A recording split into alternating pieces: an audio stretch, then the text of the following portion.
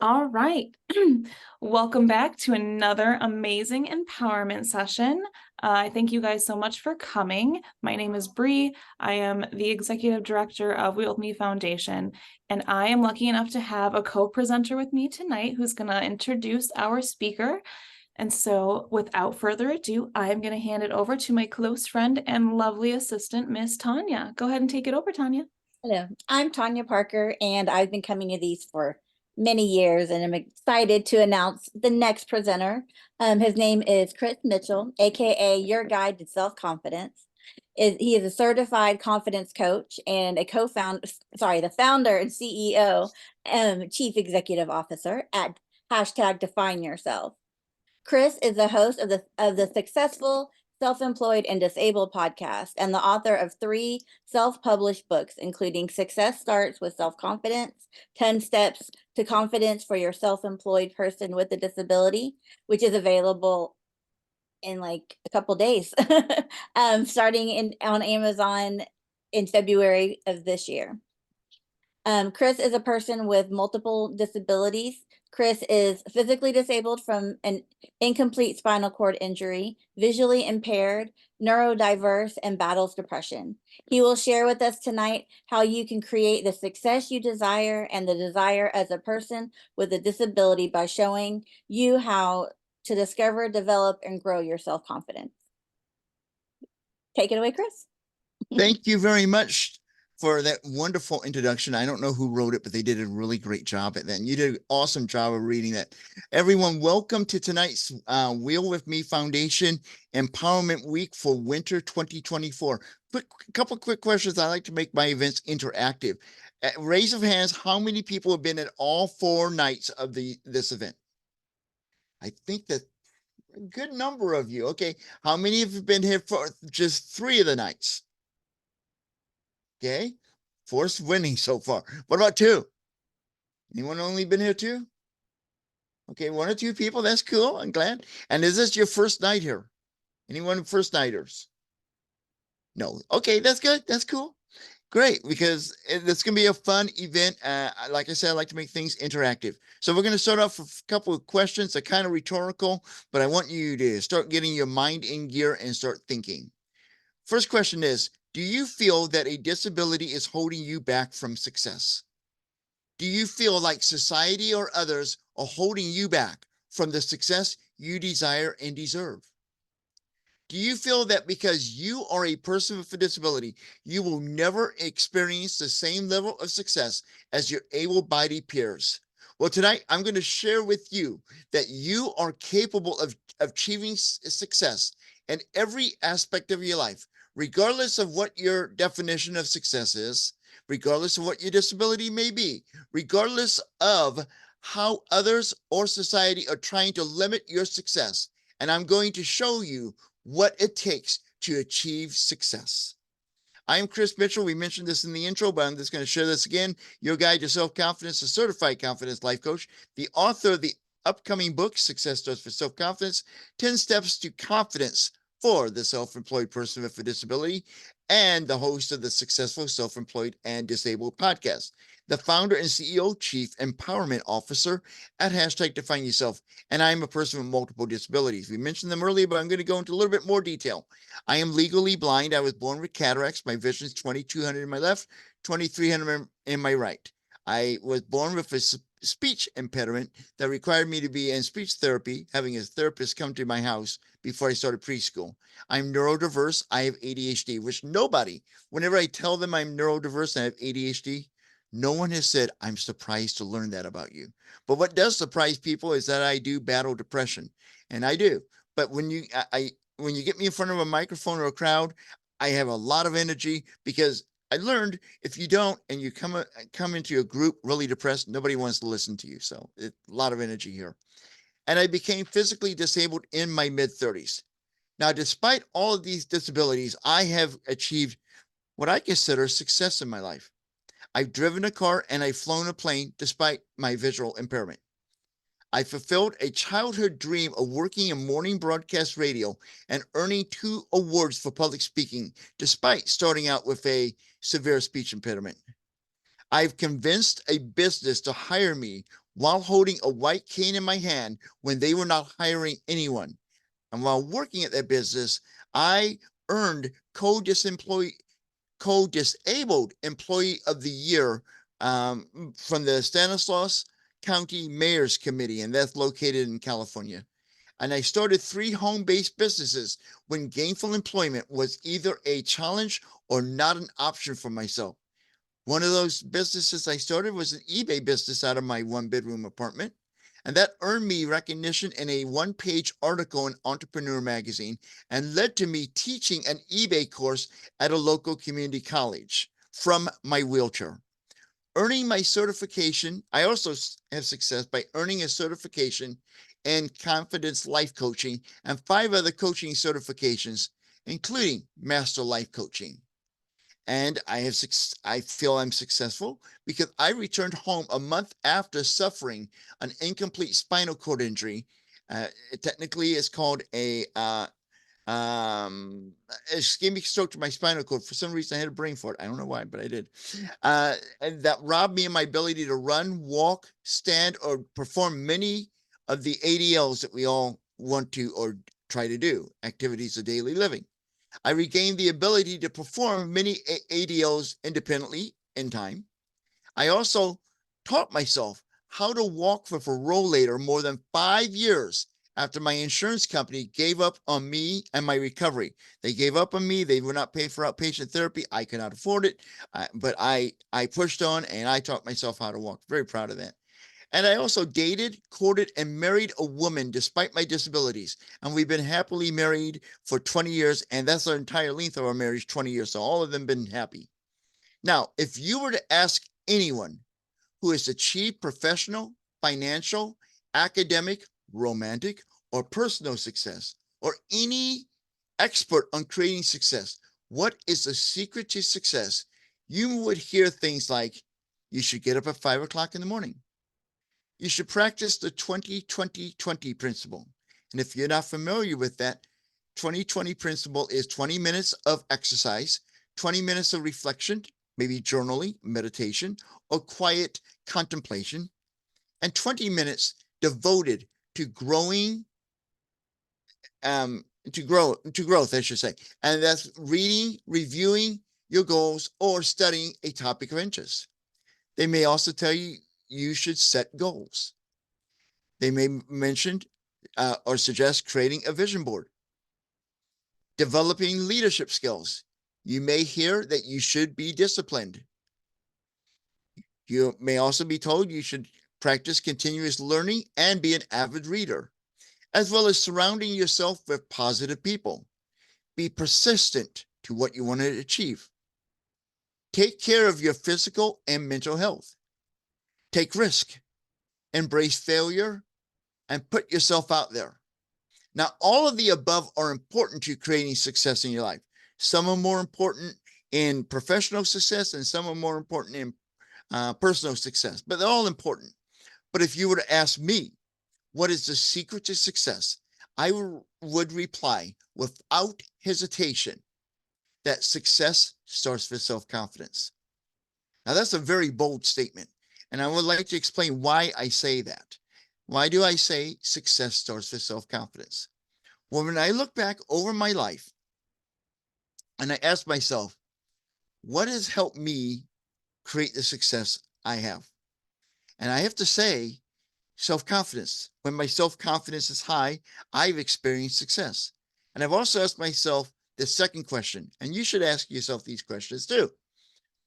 What had prevented me from achieving success in other areas of my life? Because I'm not always succeeded at everything I've done. And again, the answer came back, my level of self-confidence. Because I noticed a correlation that when you are self-confident, your self-confident tank is full, you have a much better chance of achieving success in whatever you're trying to do. And when your self-confidence tank is low, your level of success will be limited if you experience any success at all. Basically, if you do not believe that you have the talents and the abilities to achieve the success you desire, you will not achieve the level of success that you desire in life. And that goes back to what I learned from myself, reflecting upon all the years of my life, and answering those two questions. Why did I succeed and why did I fail? And it both came back to my self-confidence level. Now, self-confidence and self-esteem, a lot of people use those terms interchangeably. And although there is overlap to the two, there are differences. And we're going to talk about the differences here in a moment. Let me do that. Self-confidence and self-esteem do overlap, but they are different. Self-esteem refers to whether you appreciate and value yourself, which is important for self-confidence. And we're going to be talking a little bit about that later tonight. But let's right now talk about the definition of self-confidence. And forgive me for one moment. I got to move something on my screen so I can share a screen with you. So you can get the full effect of what I'm going to be saying here. So give me a moment and we should be sharing. Bada boom. There we go. It should be showing up there. Yes, it is. Okay. Self-confidence. Self-confidence is your belief in yourself and your abilities. Self-confidence is an attitude about your skills and abilities. Self-confidence means you can accept and trust yourself and have a sense of control in your life. With self-confidence, you know your strengths and your weaknesses well, and you have a positive view of yourself. You set realistic expectations and goals, communicate assertively, and can handle criticism. So that's the definition of self-confidence. And it's an important definition and one that we need to be aware of and keep in mind as we go through tonight's presentation. And there we go. I'm moving stuff around and it's not wanting to cooperate. Okay, there we go. Let's get back to the presentation here. And it's fun to have two screens on your computer. It really is. I enjoy that. Anyway, I have a question for everybody in the room. I like everyone to participate. And you can either participate verbally or you can, type it in chat, whatever. Tony is a friend of mine. We know each other. We work together. He probably knows the answer to this because he's been to other things I've done. So Tony, you can't play. Otherwise, everybody else is welcome to play. Sorry, Tony. Maybe later. What percentage of persons with disabilities do you think struggle with self-confidence? Anyone want to take a guess? Shout it out, raise your hand, whatever. I'm going to see if there's any in the chat here. And I saw somebody really close in. I can't make out the name. Somebody said 87. You're really close. 86%. 86% of people with disabilities struggle with self-confidence. Now, you're probably thinking that's kind of high, and it is. And you're probably thinking, wow, another thing to make me feel bad about being disabled. I now have this to juggle. Self-confidence. 86% of us struggle with it. Well, don't feel bad. 86% of every single demographic on the planet Earth struggles with it. Does not matter if you're low income, middle income, or high income. 86% of people struggle with self-confidence. Does not matter your racial or ethnicity. 86% of every demographic struggles. Does not matter about your sexual orientation. 86% struggle. Does not matter if you live in a first world country, third world country. 86%. Does not matter if you're a person of faith or not. 86%. So I think we got the point here. 86% of us, all human beings, struggle with self-confidence. So we're going to attack that tonight and figure out how we can make ours better. Now, before we can talk about how to discover, develop, and grow your self-confidence so you can create the success you desire and deserve in life, we must first talk about what is damaging our self-confidence.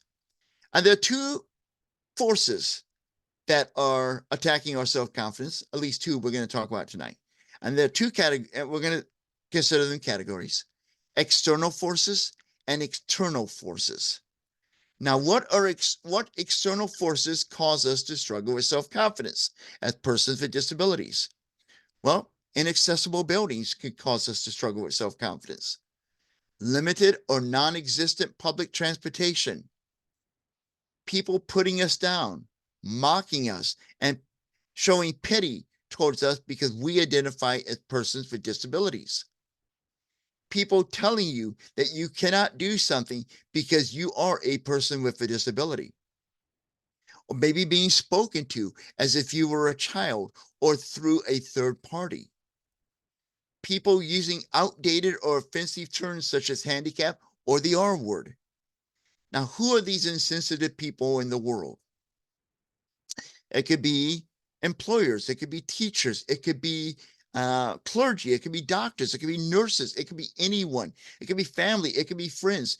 We even have people in our own community who are saying things that can be harming our self-confidence. Now, one of the things that happens in our community, some people do, and I know nobody in here does this, because you look like smart people, and will start ranking who has which disability is the most severe, which is most limiting. They start doing it like Casey Kasem counting down the top 40 songs. They will rank the top 40 most debilitating disabilities and say, "Oh, mine is more severe than yours, or yours is more severe than mine," and that also tears down our self confidence and the words we use with our between ourselves, between each other in our community. We have to be careful because we could be damaging other people's self-confidence as well as our own. Now, what I described, many of us may have experienced. Maybe there's other things that have uh, externally have damaged your self-confidence. But the things I talked about tonight may fall into categories that you may have heard of before, and I call them the three big A's. And I'm just going to briefly go over them: the ableism, ableist society, and ableist. And so some people may use those terms. And if you're not familiar with them, now you have a little bit of a background of what those are and how they are uh, hurting us in our self-confidence. Now, how do these external forces cause us to struggle with self-confidence? Well, what we experience and hear from credible sources, we tend to believe. If we start seeing people in our own community struggling, or hear them talk about how much they struggle, which I mean, it's important to share and vent, but where they start talking about it to a point that we now think this is going to happen to me. They may talk about how hard it is to be gainfully employed, how hard it is to find a relationship, whatever. These are real struggles. I'm not diminishing them, but when we hear them constantly from people that we consider authorities, maybe somebody you look up to, um, that's going to get into our mind, and we consider them credible sources, and we tend to believe credible sources. If your doctor tells you that you're probably not going to walk again because you had an injury, which I'm thankful my doctor never told me that, that may limit your potential because we consider that person, a doctor, as a credible source. They went to school, they know a lot of stuff, they probably know what they're talking about. So that gets into our mind from those credible sources because we're taught to believe credible sources, and that damages our self-confidence. Now, there's some other internal forces that is hurting our self-confidence. And one of them is when we compare ourselves to other people. And this may, I mean, some people may do this, some may not, but we may have the tendency to compare ourselves to our able-bodied peers to say, well, that person can do that and I can't. And when we start comparing ourselves to others, we are, even though we may not realize it, we are hurting our own self-confidence. But one of the biggest things, and those are pretty big in their own, but one of the biggest things that I believe hurts our internally is our fear of failure. Everyone has this, whether you're a person with a disability or not. We all fear failure, and that is one of the biggest things that hurts our self-confidence because we get so focused in on fearing failing that we won't try stuff, and this saps the energy out of our self-confidence.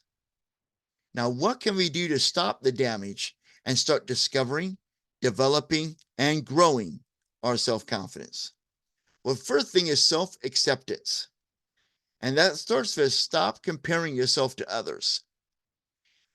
Each one of us is a unique individual. We are as unique as a snowflake in January. There's no two people on this planet that are alike. Every one of us is different. And every person, whether they identify as a person with a disability or not as a person with a disability, has strengths and weaknesses. and that includes us. We all have strengths and weaknesses.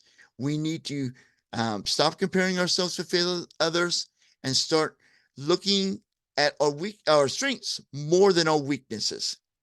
That leads us into our next part of self-acceptance, developing disability pride.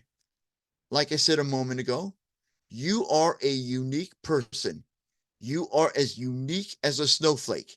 And whether you believe a person of faith like myself and God, or whoever or whatever you believe to be your higher power, maybe the universe, doesn't matter. This is a judgment-free zone, made you the way you are for a reason.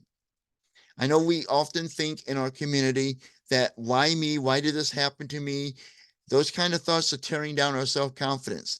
Stop asking why and understand this. Nothing happens to us. Everything, let me say that again. Nothing happens to us. It all happens for us. Okay, everything that we go through, there's a reason for it. I believe that with everything inside of me. I truly believe that. I also understand, I may not understand why I became a person with a physical disability. I may not understand that today, tomorrow, next week, next month, next year, a year from 5 years from now, 10 years from now, etc.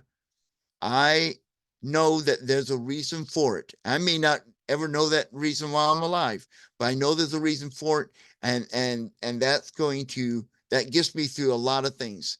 Because if I keep focusing on wondering why this happened to me, I'm going to be tearing up my self-confidence, and I'm going to be taking away energy I could be using to become the best version of myself. And the important thing to remember in disability pride is your disability is a superpower. And the best example I could come up with, well, there's many, but one I think can resonate with everybody is this. As a person with a disability, we face a lot of barriers, obstacles, etc. And I like to call those challenges. We're going to talk about that in a moment. But we have to find ways around these challenges all the time. That means we are great problem solvers. That is a superpower each and every one of us has. We are great problem solvers. That's the superpower. And if you look at your disability and what you're able to do, you're going to be able to find other superpowers that you have that make you an incredible, amazing person. Now, I like to add this in. I'm a person with neurodiverse issues. I have ADHD, and I have another superpower. I can create a lot of problems. Keep people on their toes and keep people wondering, what's he going to do next? So I, you got to look for your superpowers. And like I said, mine is my ADHD. I look at it as superpower. It gives me a lot of energy. It makes me very unique. And I'm not the traditional presenter. I have a lot of energy. I like to make things interactive. I like to have fun.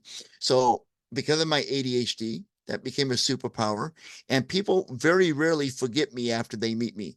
Most of the time, they don't forget me for good things, but occasionally, with my ADHD and occasional meltdown here and there, they will remember me for bad things. But even if you're a person with a disability, even if it's a physical disability, you have superpowers, and people are going to remember you if you radiate and use those superpowers for good and to push yourself forward. Now, another thing we can do to help us discover, develop, and grow our self-confidence is a proper mindset. I've used many mindsets in my life to help me achieve the success I'm experiencing and enjoying today. The first one is the "it doesn't define me" mindset. Now, this comes from when I had, shortly after I survived my incomplete spinal cord injury. I was sitting next to my wheelchair and I was pointing at it with my left finger, and I was feeling kind of down because I'd lost a lot of abilities to walk, dress myself, use the bathroom, whatever. And I looked at that chair and I said, this does not define who I am. I looked at it again and I said, it doesn't define me. And that became a very powerful statement. Now, of course, our disabilities are part of who we are, and we want to be proud of that. But and in some ways, we want our disability to define who we are. but we don't want our disabilities to define who we are in a negative way. And that's what I mean by saying it doesn't define me. Don't allow that disability of yours to define you in a negative way. Only let it define you in a positive way. Because the more positive we are, the more self-confident we will be. Another important thing is we hear people criticizing us or putting us down or not treating us as equals or saying negative things about us. Don't let others' opinions of what you can achieve become facts that you believe about yourself. That's so powerful. I'm going to say it again. Don't let others' opinions of what you can achieve become facts that you believe about yourself. I'm an 80s guy. And one of the things I love is 80s TV shows, 80s music, 80s movies. And one that I liked is Police Academy 4, Citizens on Patrol. And in that movie, there are two characters, Sergeant Mahoney, who's kind of a energetic, not exactly, the traditional cop, and Captain Harris, who was his no nonsense instructor in the first Police Academy movie. And they got reunited as Sergeant Mahoney's actual police officer. And Captain Harris said to him, "Has anyone told you lately, Mahoney, you're still a little," and I'm going to clean it up here, "a little jerk?" And Mahoney, without missing a beat, said, "Not anyone whose opinion matters to me, sir." When someone says something negative to you about your disability, about your potential, remember, their opinion does not have to matter to you. You can decide if it's worthy of having it or not. That's where we talk about being open to criticism. Constructive criticism is great, but negative criticism that tears you down, you want to just ignore that and tune that out. There's a t-shirt I saw on Amazon that I love, and I'm probably going to get myself eventually, or if somebody wants to get that for my birthday. My birthday is December 17th. And it reads, "To insult me, I must first value your opinion." That's a mindset you can have that you can use, even if you don't say it to the person, you can use in your mind to internally push away the negativeness that you're experiencing in your life. One thing that happens for those of us who are persons with disabilities, we often get labeled. I hate labels. I really do. So I have this motto in my life: labels belong on soup cans, not on me. Remember that. Don't let anyone label you. Okay? Because we're not soup cans. We're individuals. We're human beings. I wish we would stop labeling, but people do that so they can feel superior about themselves by putting other people down. Don't fall for that trap. You are a wonderful, amazing person. Don't let anyone else tell you differently. And stop, this is the most important, stop looking at obstacles that stand between you and success. Because when we have an obstacle or a barrier, we often are so focused in on it, we don't know how to get past it. What you need to start doing is start seeing those obstacles and barriers as challenges and adopt the mindset that you eat challenges for breakfast. That's what I tell people. I don't have any obstacles or barriers as a person with a disability. I have challenges, and I take on those challenges and I have them for breakfast. Another important thing to do to develop and grow your self-confidence is to step outside of your comfort zone. Now, if you were here last night, you heard Brittany Nuzig, I believe I'm pronouncing your name correctly, speak about the comfort zone and it being small or large, depending on where you are in your journey in your disability life. And that's great. And we all have different size comfort zones. But if you want to grow your self-confidence, you want to get outside of that comfort zone, and that will help you grow as a person. Is and it will also grow your self-confidence at the same time. Because success, a lot of people say this, I believe it. Success is never found in your comfort zone. It's always found outside of your comfort zone. And you want to go to the point that she was talking about last night. Occasionally, you want to step into that fear zone because that's where you're going to do the most growth. And when you grow, you're in that fear zone, you will also grow your self-confidence to do more things. Most importantly, stop fearing failure.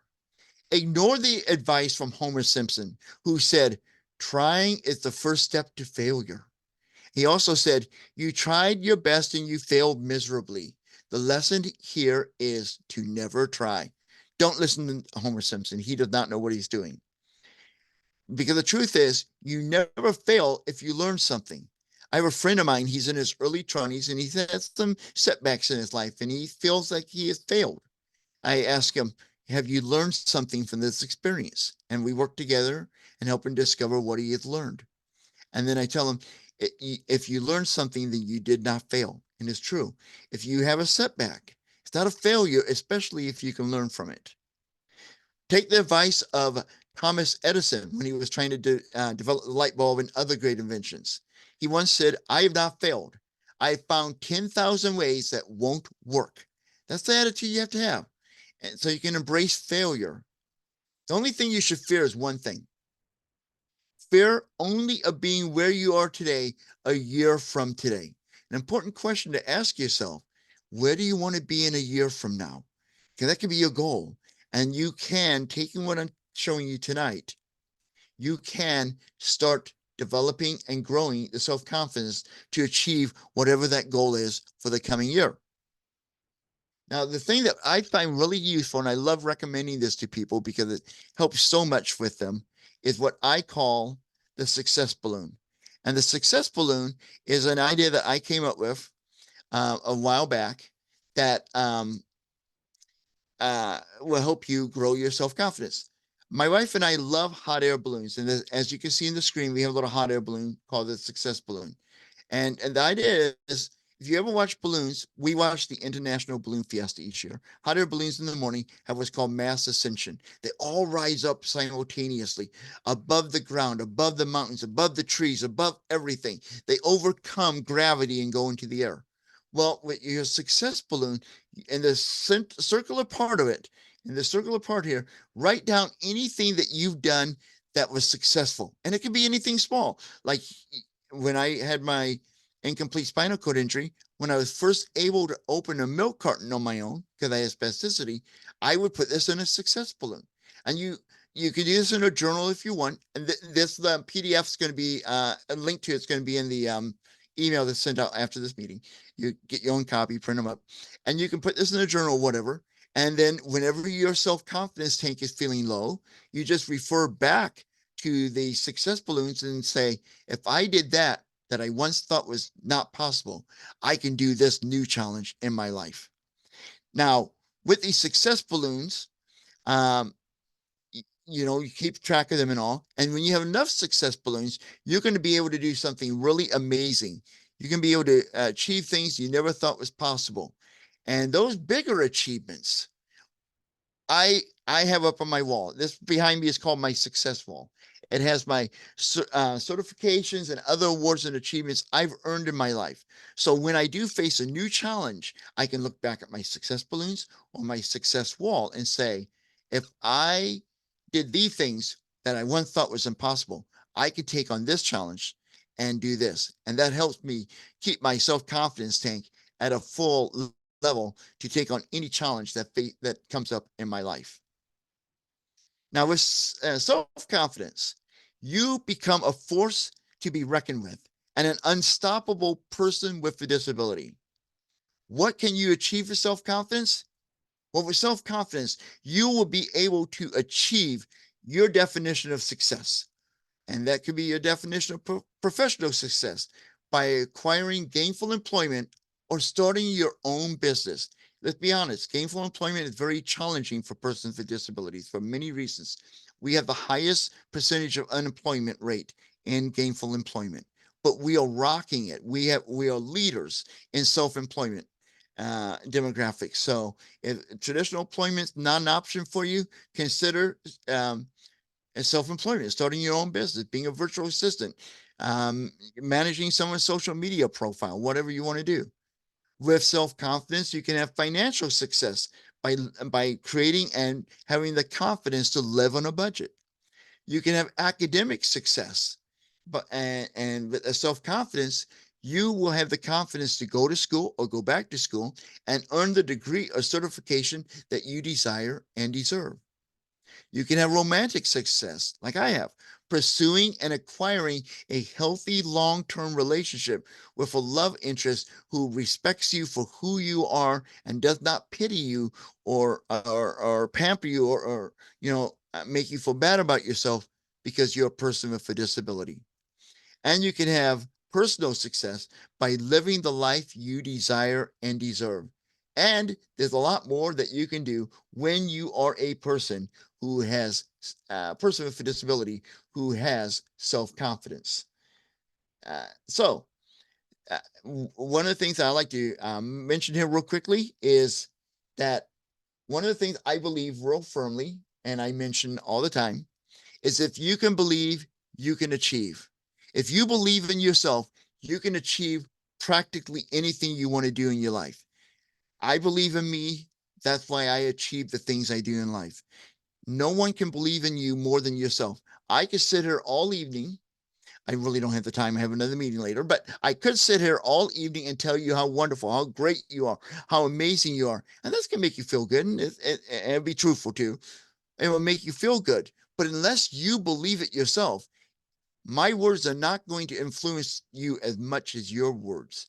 Because when you start saying that, your brain considers you one of the most, if not the most credible sources in the world. So what you say to yourself in your self-talk, your self-reflection, which I believe we learned about on Tuesday night, really will make a difference in what you can achieve in life.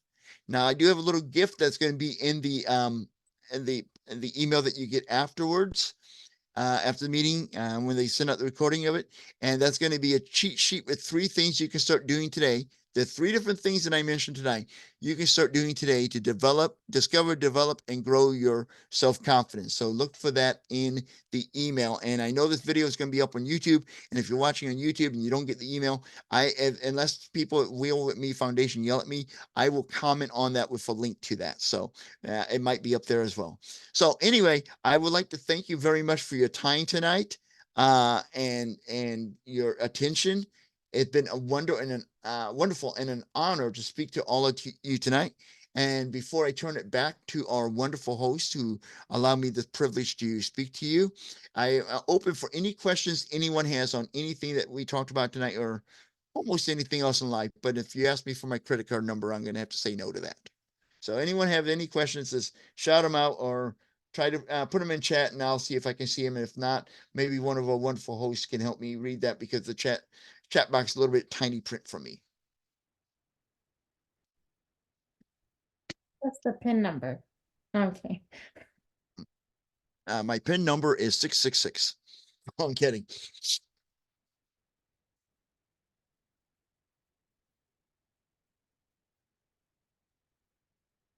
And I'm not sure if we're getting any questions in the chat here. I'm getting a I lot haven't of, seen any no, I yet. haven't either, but I've seen a Okay. lot of great reaction in chat. So that's wonderful. Tony asked if you could share us a little bit about, tell us a little about your new book. Oh, yes. Thank you, Tony. And Tony knows about my new book because he's actually got he's one of my beta readers. So yeah, thank you, Tony, for that. The new book is called Success Starts with Self-Confidence, 10 Steps to Confidence for the Self-Employed Person with Disability. Now, even if you're not a self-employed person with disability, you have no desire to be one, this book does have a lot of great information in it. A while back, okay, way many years back, I decided I wanted to succeed in life and I started a journey to create success. And what this book is, the 10 steps I've used personally to discover, develop, and grow my self-confidence. So they've been tested and approved by me of how you can start to develop and grow your self-confidence. Now, I know most of the people who are watching this here live are in the disabled community and probably same on the YouTube channel. But if somebody is watching and that is not a person with disability, or you have a loved one that isn't, this book is also great for them because what I talk about in this book, anyone can use to discover, develop, and grow their self-confidence. The reason I wrote this book is for a very important reason. I'm I'm I'm I'm up there in the years. I'm not gonna say how many, but I'm up there. And it took me a lot longer to reach the level of success that I'm enjoying today than I would like it to. And I wrote this book for anyone with a disability, especially younger people who have a disability, so they can achieve success a lot quicker than I did. I would hate for anyone to get to my age, look back in their life, and have regrets that they missed out on some of the self-confidence, some of the success they desired because of the fact that they did not have the self-confidence to do it. So um, That's why I wrote the book. It's a wonderful book. It's going to be coming out on Amazon in paperback and in Kindle format. And it will eventually be an Audible because I love listening to the actual author read the book because they put in the passion that they want in that point. So I'm going to, that part of the book. So I will be making an Audible book of this as well.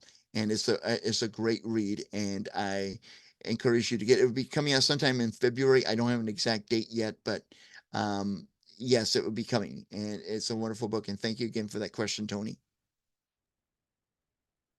Tanya was curious if you're going to be reading it yourself for the Audible book. Yes, yes, I I love am going that. to read it myself because, like I said, I'm going to be able to use my inflection of and put in my own emotions of what's the Yes. important parts of that book, and I think that connects better with the reader than having somebody else read the book for you because it will have my passion in it. And I've been in writers groups, and when I hear the actual author read the material they've written, it connects with me more than a third person doing it. I agree. I have to say my favorite audiobook is Matthew McConaughey's Greenlight. And I think listening to him tell his own story, and especially because it's Matthew McConaughey's awesome, like soothing voice, it just that's one of my favorite books to go back and listen to all the time. His story is so fun to listen to, just like you said, because of the personality that he brings to it. So Yeah, because when you write something, the emotions better than anybody else reading that book, including the person who bought the book. I mean, and the great readers. But I mean, you can put in the inflection where it is, and you can communicate more. I mean, the words are great, but when you have your voice in there and you're communicating it through tone, it can carry more weight and make a better impression on the reader, and you connect with them, and they may get more from the book by hearing it read to them. I agree. I absolutely agree. Well, we can't wait for that to come out. This is amazing. And maybe we'll have to have you back for another empowerment about writing, because that's just like where my creative brain has just been like flowing to ever since you've been talking about your book. I'm like, ooh, we haven't had anyone talk about writing yet. So, We have another person here who does write. oh, well, actually, we have three people here that Oh, does you write. do? We All right, do. who We are the have another three? one that has also been working on some books too. That's why I was just been thinking, because I can see all three of your names up here together. So between the three of you, I'm like, okay, all right. We could have like a even like a little coffee chat about it. But Yeah. conversation for another day, obviously. Yes, But it is. any last comments or questions for our great speaker? This was such a fun session. I hope you guys enjoyed it as much as I did. But does anyone have anything for Chris? Julie, go ahead. Off topic, but I was kind of intrigued by, I'm also visually impaired. I can't see out of my right eye and had a cataract, so obviously I feel a connection. Just the idea of flying a plane, what was that like? Can you talk about that more? I didn't quite catch all of that. There was a little bit of echo there. Was one of our other hosts able to catch all of that? And no, okay. Yeah, okay, I'm Yeah. not exactly sure what you were asking there, and I wish I heard I, it better. she was saying that she was has the cataract in her one eye, Right. and so she identified with you, and so flying a plane sounded really cool. And if you could talk about that a little bit more. Thank Talk, you. talk about what a little bit more. I didn't. About flying. I'm sorry, Oh, about flying. flying a Yes, plane. Yeah. flying. Yeah. When I think about 12, because I think you had to be at least 12 years old you even take a flying lesson. I had an uncle, he passed away. And he took me to the Joplin Regional Airport. I was visiting him, and he took me up in a plane with my dad, and he was flying the plane as a private plane, and I got to sit up in the front. And he said, "Would you like to fly a little bit?" And he told me what to do, and I followed the directions real carefully and all. And it was a fun experience. And he was going to let me at least start the descent for landing. And we're about to start the descent, and he had controls that could override mine. And we pulled up real fast, and it kind of scared me. And what happened is I was able to hear the radio. Another pilot cut my uncle off on landing, and because he did not communicate he was going to land, he apologized for it. And my uncle asked him, my uncle said to me, "It wasn't your fault. Don't worry about it. You're fine. Would you like to try, the stint again?" I went, no. I'm done flying. But I will never forget that experience. That as a person who is visually impaired, I was born with cataracts, got to fly a plane, even though I never became a pilot. I will never forget that experience in my life, that I got to do something that some people would say would be impossible for a person who is visually impaired, legally blind to ever do. And it was one of the thrills of my life. Oh, that is so cool. Thank you so much for sharing that, Chris. That was such a good question, Julie. Thank you. Yeah, excellent question.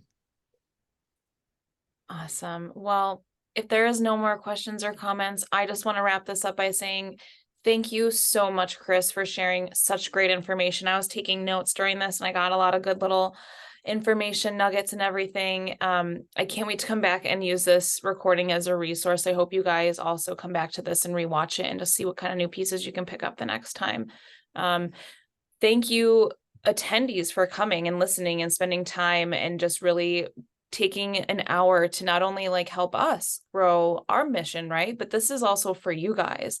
He shared all this information because he knows that every single one of you in this Zoom room has the potential, and the people watching the recording, even, you all have the potential for success. And all you have to do is just find that belief and build on that and grow on that. So thank you guys for not only giving an hour of your time to us, but giving an hour of your time to yourselves, for yourselves. Chris, we cannot wait to have you back. This has been such a good time. We have one more event. The week is not quite over with yet, you guys. We have one final night. My lovely friend Shamika is going to be ending the week tomorrow with New Year self-care rituals to take into 2024. Self-care is one of my favorite topics, so I am so excited about this. So if you guys have not signed up for that yet, please go ahead and you'll get a link with the recording for the last event. If you know anyone else in your friends circle, in your Weel friend circle, who would also love some self-care tips, please invite them over. As Chris said, you'll get an email with the recording and with all of his contact information, with his resources and links to his website and everything. So you guys will have that here in just a couple of hours. So again, thank you guys all for coming. Go ahead and share this with anyone else who you think would benefit from it. And then I cannot wait to see all of you guys tomorrow for some new self-care rituals. So thank you all so much. And you guys have a beautiful night. Marie, I think Julie has her hand up again. Oh, absolutely, Julie. Go ahead. Yeah, maybe we can talk offline or talk with, somehow else. I got the link for Brittany's recording and it's saying, we're still working on, processing the video. I wasn't able to click on the video and view it last night. Okay, it might have been right when I was uploading it. So I will go back and check it today to make sure everything uploaded correctly. And then I can send you. Yep, and then I can double check that link, Julie, and then I'll send you a Facebook message through the foundation page because that's the one that you've been kind of chatting with a little bit. So I'll double check that link and then make sure I have it up and loaded. But sometimes it just takes a little while for it to fully load onto YouTube, and you might have just clicked on it just a little bit too early, but I'll double check that. Thank you for letting me know. Several times today, but I'll work with it. Yes, thank you so much for letting me know. Okay, excuse me for a moment. I just went to that link and it does still say we're processing this video. Check back later. All right, I will. Thank you guys. I will. Beautiful. Well, thank you guys. I'll double check into that. And I will see you guys all tomorrow for our next round. And you guys will have another email from me shortly. Thank you, everybody. Have a good night, guys. Thank you.